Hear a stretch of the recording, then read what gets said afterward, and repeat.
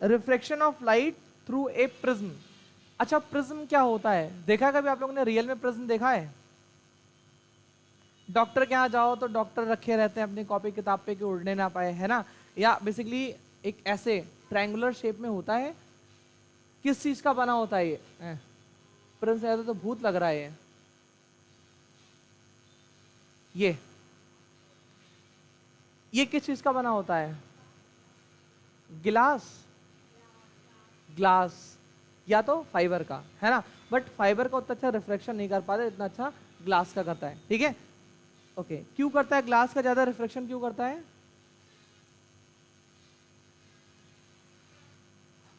सोच के चुप हो गई, नहीं बोलेंगे, गलत ना हो जाए कहीं। हाँ,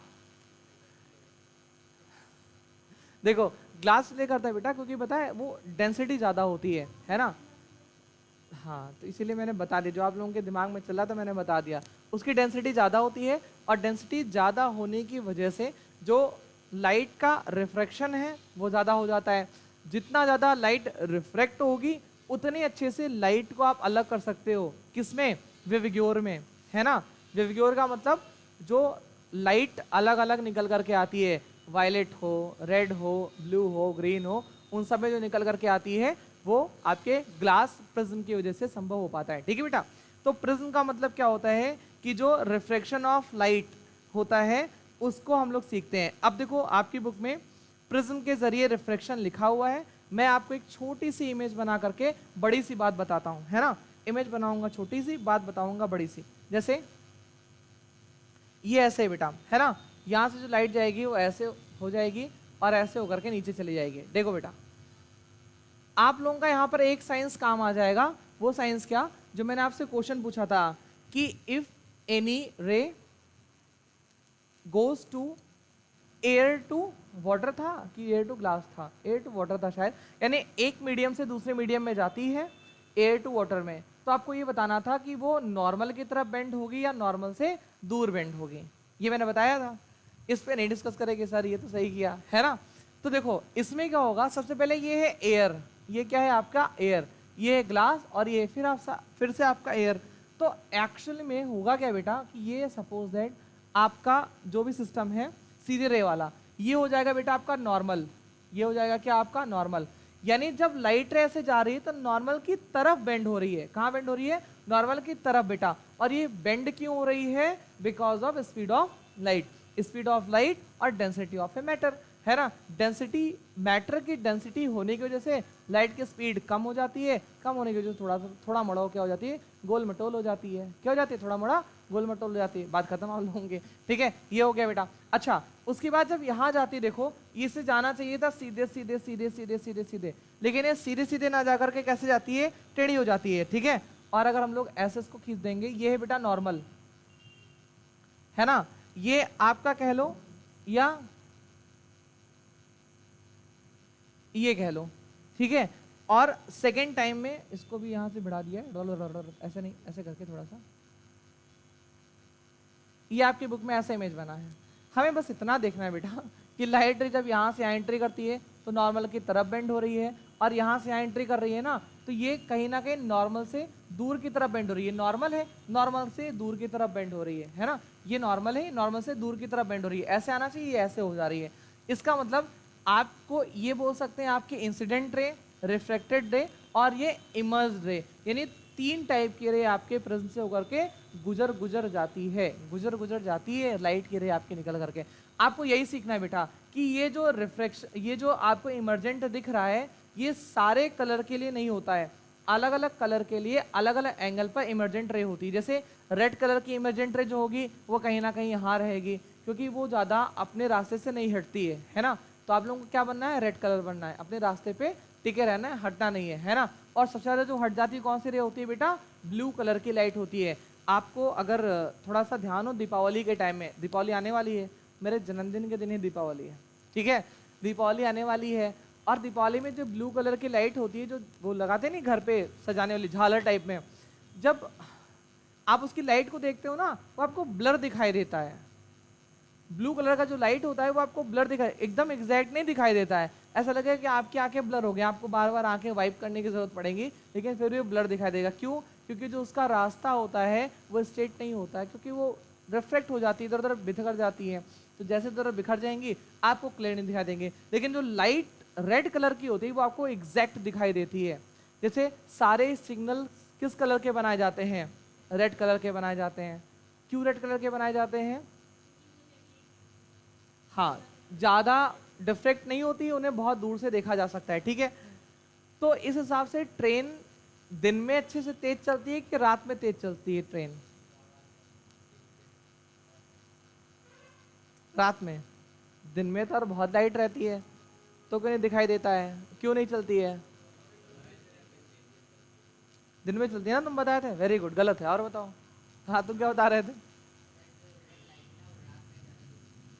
ज्यादा दूर से दिखती है और क्लियर दिखती है। बेटा सही बात है, वो पता है दिन में आपको सिग्नल्स उतने अच्छे से क्लियर नहीं दिखा देंगे, क्योंकि जो बाहर की लाइट रहती है वो रेड लाइट को कहीं ना कहीं दबा लेती है, और आपको मतलब वो रेड लाइट एकदम से क्लियर नहीं दिखाई पड़ती है, वो रेड लाइट एकदम से आपको क्लियर नहीं दिखाई पड़ती है। इसी वजह से जो दिन में होता है वो सिग्नल्स एकदम से विजुअली क्लियर नहीं दिखाई पड़ते हैं, इस वजह से ट्रेन दिन में बहुत आराम से धीरे धीरे चलती है। लेकिन रात के टाइम में वो जो ट्रेन होती है उसे सिग्नल अच्छे से दिखाई देते हैं और अच्छे से चलती है। दूसरा रीजन, दिन के टाइम बहुत सारे मवेशी आ जाते हैं रेलवे ट्रैक पर, गाय, भैंस, बकरी, बकरा, कुत्ता, बंदर, ये सब आ जाते हैं। तो बेचारे ट्रेन वालों को थोड़ा सा स्लो करना पड़ता है, कोई भी हो, अगर वो ट्रेन जा रही है तो कोई आ जाएगा तो स्लो तो करना ही पड़ेगा उसे। रात के टाइम कोई मवेशी नहीं आ सकता है, हाँ बस जिसे आत्महत्या करनी है वही आएगा। तो जो घर से सोच के आत्महत्या करने, उसे बचाने का क्या मकसद है ना बिटिया? जैसे जब कोई घर से अगर सोच के आया है सर आज हम 11 बजे चले जाएंगे, तो उसे फिर 12 बजे तक वो रोक के क्या करेंगे? हमने कहा ठीक है जाओ बेटा, है ना। तो जब आप घर से सोच करके आए हो कि हाँ मुझे आत्महत्या करनी ही करनी है, तो ट्रेन वाला रोक के क्या करेगा? छोड़ेगा, जाओ जाने दो, है ना। इसलिए दिन के टाइम में ट्रेन धीरे धीरे चलती है, आराम से चलती है, और रात के टाइम में धुआंधार स्पीड से चलती है, ठीक है। रात के टाइम में अगर आप लोग खिड़की खोल करके लेट जाओ इस टाइम, और आपकी ट्रेन फुल स्पीड में हो, बगल वाली भी ट्रेन फुल स्पीड में आ रही है, तो आपकी नींद तुरंत खुल जाएगी। इतनी तेजी से वो आती है खिड़की के बगल में कि वो इतनी जोर से विंडो शेक करने लगता है, ऐसा लगता है कि आप उड़ के दूसरी जगह पहुंच जाओगे, है ना, अचानक से। ठीक, चलो। तो ये चीजें हो गई बेटा। अब देखो अगला है depression of white light by a glass prism, यानी ग्लास प्रिज्म से जो लाइट इमर्ज होती है, निकलती है, वो कितने मतलब कैसे कैसे होती है, ये हटा दो, फिर मैं आपको ये दिखाऊंगा। क्या दिखाऊंगा? ये देखो, जैसे बेटा ये है ग्लास प्रिज्म, ये आपका ग्लास प्रिज्म है बेटा। अब जब इससे एक लाइट जा रही है ऐसे, व्हाइट लाइट, है ना, तो ये अपने रास्ते से डिफेक्ट हो गई, बट सारे लाइट्स के लिए डिफेक्ट अलग अलग होगा, है ना। 2, 3, 4, 5, 7, 6 बनाया, लेकिन मैंने बोला नहीं था, है ना। ठीक है, ये हो गया। अब सबसे ऊपर कौन सा होगा? सबसे ऊपर रेड होगा। क्यों? रेड ज्यादा डिफेक्ट नहीं होती है। सबसे नीचे कौन सा होगा आपका? वायलेट होगा कि ब्लू होगा? वायलेट, है ना, कि रेड होगा? वायलेट होगा, ठीक। क्योंकि जो वायलेट कलर है ये सबसे ज्यादा क्या हो जाता है, अपने रास्ते से डिफ्लेक्ट हो जाता है, यानी हट जाता है, ठीक है। अब इसका पूरा का पूरा क्रम, कुछ लोग कहते हैं सर हम विविग्योर करके याद कर लेंगे, कुछ लोग कहते हैं हम कुछ कुछ याद कर लेंगे। तो जैसे आपको याद करना समझ में आए, आप वैसे इसका पूरा का पूरा क्रम याद कर लो। ये आपको 10th में तो काम आएगा ही आएगा, 11th में ही काम आएगा, और 12th में भी आपके काम आएगा, है ना। तो सब जगह ये आपके काम आएगा। 11th में भी आपके पास टॉपिक रहेगा, है ना, याद करने वाला, तो उसमें भी आपको ये काम आ जाएगा। वायलेट है, फिर इंडिगो है, ब्लू है, ग्रीन है, येलो है, ऑरेंज और रेड है। विविग्योर करके याद कर लो, विविग्योर अगर याद हो जा रहा है तो बहुत अच्छी सी बात है ना। ओके, कॉज और depression of light by a prism. भैया कॉज क्या होता है, ये कौन बताएगा? क्या कॉज होता है, बताओ। क्या कॉज होता है कि आपको चीजें मतलब ऐसे दिखाई देती हैं? अच्छा एक बात और बताओ, अगर इसके आगे एक और प्रिज्म लगा दें तो क्या हमको ये लाइट मिल जाएगी वापस से? उल्टा करके रखेंगे तो मिल जाएगा। देखो ध्यान देना, जैसे मान लो प्रिज्म है बेटा, अब इसके आगे हम लोग एक और प्रिज्म लगा दें, इसके आगे हम लोग एक और प्रिज्म ऐसे लगा दें, है ना। तो अब जब इस पे लाइट जाएगी तो सारा का सारा क्या हो जाएगा, एक जगह से रिफ्लेक्ट होकर के ऐसे, रिफ्लेक्ट होकर के ऐसे, ये रिफ्लेक्ट हो जाएगा ऐसे, और फिर सारी की सारी, अरे मिल जा भाई, ऐसे ऐसे, मतलब सब सब एक ही में मिक्स हो जाएंगे। लो ये लो, ये लो, सब एक ही में मिक्स हो जाएंगे, ठीक है। मतलब अगर आप एक उल्टा प्रिज्म लगा दोगे तो वापस से आपको व्हाइट लाइट मिल जाएगी। अच्छा व्हाइट लाइट, इसका मतलब क्या हो गया बेटा कि व्हाइट लाइट 7 कलर से मिलकर के बना है। ये जो आपको ये लाइट दिख रही है ये 7 कलर से मिलकर के बना है। ना विश्वास हो तो अगर आप लोगों के पास स्केल हो, पटरी हो, तो ऐसे उसको आंखों में करके ऐसे आप देखो तो आपको वो कलरफुल दिखाई देगा। मतलब 7 कलर तो नहीं दिखाई देंगे लेकिन 2-3 कलर तो पक्का दिखाई देगा, है ना। क्योंकि जैसे ही वो मीडियम टू मीडियम चेंज होता है वैसे ही वो क्या हो जाता है, अपना रास्ता चेंज करने लगता है और कलर टू कलर वो डिफेक्ट हो जाता है, ठीक है। ओके, तो कॉज क्या था बेटा, देखो कॉज ये होता है for the transparent material glass it refractive index depends on the colour of light, यानी लाइट के कलर पर उसका रिफ्रेक्टिव इंडेक्स डिपेंड करता है।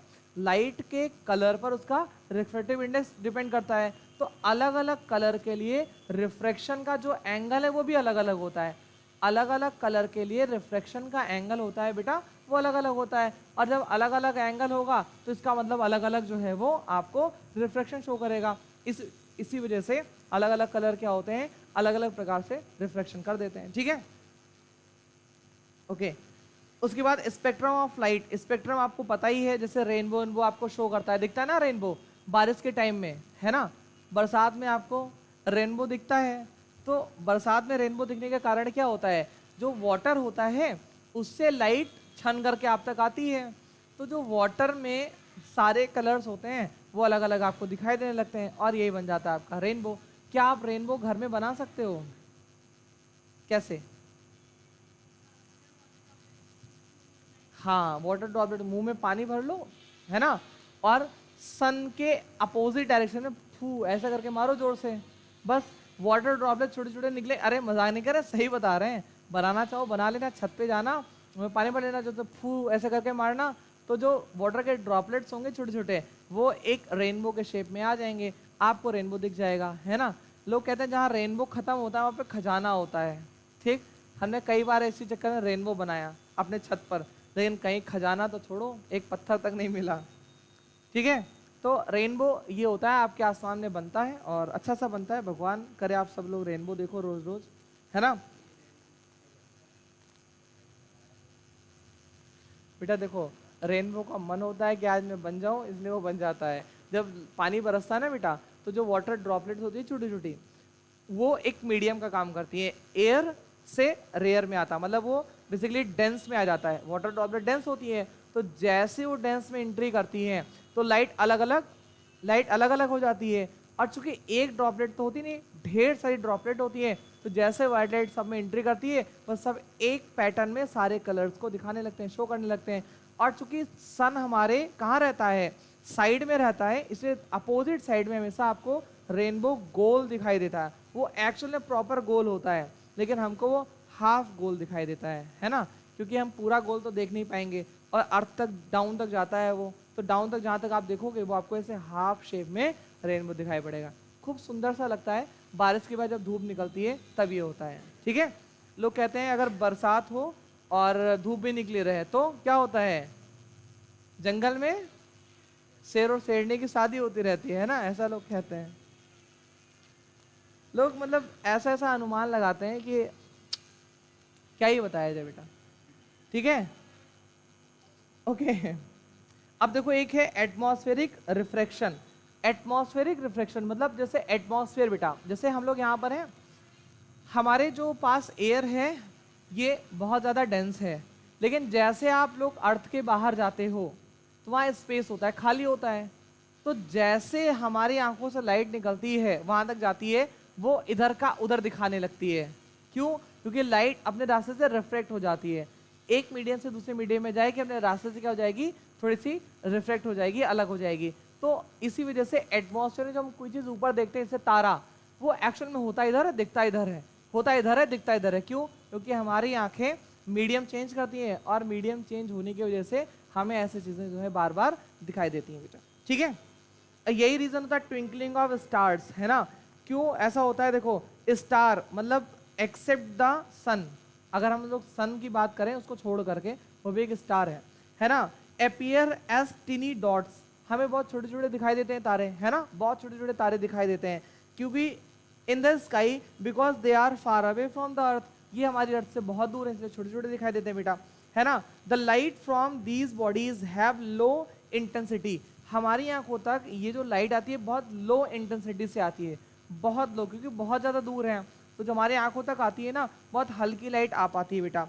ठीक है, this weak light when enters earth atmosphere it passes through a different layer of the atmosphere, this layer have different densities, मतलब जब ये एटमॉस्फेयर में आती है तो अलग अलग लेयर में अलग अलग डेंसिटी होती है, और जैसे जैसे नीचे आती जाती है डेंसिटीज की क्या हो जाती है, थोड़ी बढ़ती जाती है ना। ठीक है, these layer have different densities so the light of these bodies get refracted many times and random direction, मतलब ये बेटा जैसे आपको सीढ़ी से ढकेल दिया जाए ऐसे ले जा करके, तो आप एक मतलब स्पीड से ऐसा होगा नहीं कि आप एक एक सीढ़ी आराम से लौटते लौटते जाओ, आप रैंडमली गिरोगे, कभी 2 सीढ़ी कूद करके, कभी 4 सीढ़ी पलट करके, कभी खोपड़ी के बल, कभी पैर के बल, ऐसे ही गिरोगे। तो ये कह रहा है कि जो बाहर से लाइट आती है वो जैसे आपके एटमॉस्फेयर में एंट्री करती है बेटा, वो क्या होता है, बहुत सारे लेयर्स में डिवाइड होता है एटमॉस्फेयर, लेयर की वजह से जो लाइट होती है वो कई बार बेंड होती है और डिफरेंट डायरेक्शंस में बेंड होती रहती है, भाई कोई निश्चित डायरेक्शन तो है नहीं, डिफरेंट डायरेक्शन में क्या होती रहती है बेटा, बेंड होती रहती है। So the light of these bodies gate reflected, और इस वजह से ऐसा होता है। और कह रहा था star sometime appears brighter and the soon after appear, मतलब बहुत हल्का दिखाई देता है कभी कभी, कभी बहुत ज़्यादा दिखाई देता है। ऐसा इसलिए होता है कि जो लाइट रिफ्लेक्ट होती है कभी डायरेक्ट पड़ी तो आपको तेज़ दिखाई दे गया, कभी हल्का इधर हो गई तो आपको ऐसा लगे कि धीमा चल रहा है, इसलिए ऐसा लगता है कि तारे टिमटिमा रहे हैं, ट्विंकलिंग ऑफ स्टार, जबकि तारे एज इट इज होते हैं, वो ना टिमटिमाते ना टिमटिमाते हैं, वो नॉर्मल बने रहते हैं। ठीक है, सीन यही होता है। अब देखो ये क्या चीज़, क्योंकि बहुत नज़दीक है और उसकी जो लाइट आती है वो बीम के रूप में आती है, बहुत पावरफुल आती है, इस वजह से वो लेयरिंग की वजह से बहुत चेंज नहीं होता। हाँ, थोड़ा बहुत अंतर आता है, और अंतर इसलिए आता है शाम के टाइम और सुबह के टाइम। आप देख सकते हो सुबह सूरज निकलने से पहले आपको उजाला दिखने लगता है, और शाम को सूरज ढलने के बाद भी आपको उजाला दिखता है, that is the cause of reflection, है ना। लेकिन अब भाई जब सूरज से आगे से आ रहा है, वो इतना गर्म है, देख पाओ तो देखो ऐसे, वो भी टिमटिमाएगा, है ना, अगर आप उसे देख पाओ तो देखो। हालांकि उतना बेटा मतलब इंटेंसिटी उसकी ज़्यादा होती है कि वो टिमटिमा पिमटिमा नहीं पाता है, नॉर्मल रहता है, लेकिन रिफ्लेक्शन उसमें भी आपको देखने को मिलेगा। Early sunrise and let sunset, ये भी एक रीज़न। देखो आगे लिखा है advance sunrise and delay sunset, है ना, मतलब सूरज उगने से पहले ही आपको सूरज की किरणें दिखने लगती हैं, और सूरज के डूबने के बाद भी सूरज की किरणें आपको दिखाई देती हैं, क्योंकि जैसे एटमॉस्फेयर में सन आपका मतलब प्रवेश करता है, रिफ्लेक्शन की वजह से आपको ये सारी नौटंकी होती है। स्कैटरिंग ऑफ लाइट, अब देखो scattering of light that is a Tyndall effect, scattering of light अलग होता है। देखो इसका कहने का मतलब है, जैसे मान लो पता है एटमॉस्फेयर में बहुत सारे ना छोटे छोटे पार्टिकल्स हैं, तो जब उनसे लाइट रे जब टकराती है ना तो वो अलग अलग मीडियम में जो रिफ्लेक्ट हो जाती है। जैसे अगर आपको अपने घर में उजाला करना हो, लाइट ना हो, तो अगर कोई अलमारी हो, जैसे मान लो अलमारी है, इसमें आप फोन उल्टा करके ऐसे रख दोगे अलमारी के ऊपर साइड में, तो ये पूरे कमरे में एक हल्का सा उजाला हो जाएगा, मतलब तेज तो नहीं लेकिन एक हल्का सा मीडियम टाइप में उजाला हो जाएगा। क्यों? लाइट रे उससे टकराई, और चूंकि बहुत सारे उसमें पार्टिकल्स हैं, सबसे टकरा के पूरे कमरे में एक प्रॉपर लाइट को वो पैदा करती है, मतलब बहुत हल्की, ऐसा नहीं कि बहुत चकाचौंध हो जाएगा, बहुत नॉर्मल सी लाइट हो जाता है, इसे हम लोग बोलते हैं स्कैटरिंग ऑफ लाइट। और ये भी होता है क्योंकि हमारे एटमॉस्फेयर में बहुत सारे छोटे छोटे के टिनी पार्टिकल्स हैं, इस वजह से ही होता है। एक होता है बेटा टिंडल इफेक्ट, जैसे आप इसे देख सकते हो, घर में पूरा कमरा बंद कर लो, एक कोई झरोका ऐसे खोल दो,